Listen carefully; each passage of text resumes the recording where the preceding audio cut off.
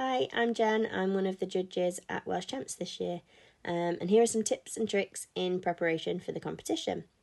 One of the things that I like to do before a competition is to work on my footwork.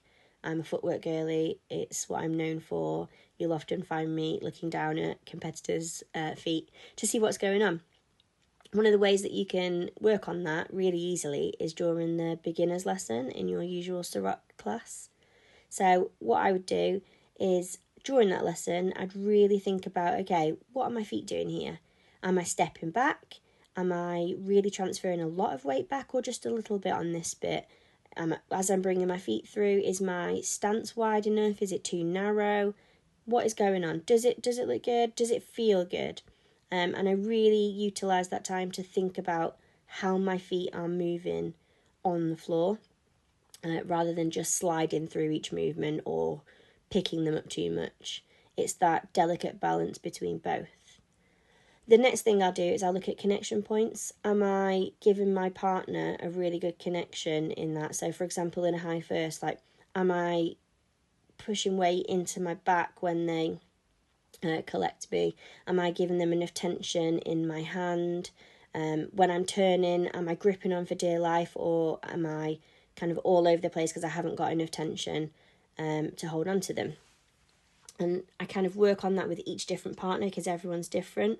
It's a really good way of being able to adapt for top cats, for example, because you're going to get a random partner that you may not have danced with, and you need to be able to assess really quickly how much tension does this partner need in their grip, and so on. Tip 2 is styling. It's really excruciating, but get yourself in a mirror or film yourself. It's awful watching ourselves back, it really is, but it is our best learning tool because in our head, what we're doing is probably different than what is showing on a screen or in the mirror. Different styling is going to work on different bodies. I've got a really short neck, so I know that I have to really focus on moves that keep my shoulders down because otherwise it looks like I've got absolutely no neck whatsoever. So get in a mirror, get those arms up, look at how you're doing it. Is your back straight? And really work on that. Tip 3 is another one for a class night.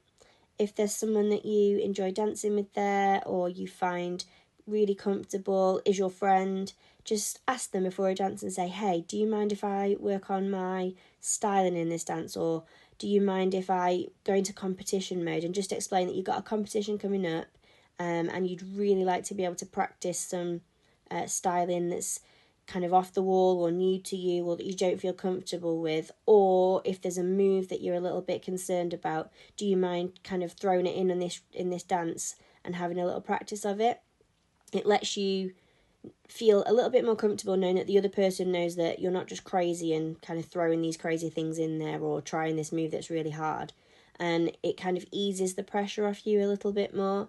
Once you've had that dance, then ask for another and say, right, cool, that's all gone, let's have a nice fun one again. Tip 4, keep that stamina going the whole time. The energy at the start of the track needs to be the same at the end of the track. Don't forget that judges are often making their final decisions in the last dying embers of that music. It could be the difference between your first place and a third place. Are you able to keep the energy that you had at the start of the track all the way through to the end? You've got to think about the fact that we've got a short amount of time to judge a lot of people on that floor. So we're going to have moments where we've got people in mind for our top spots. We're going to revisit them.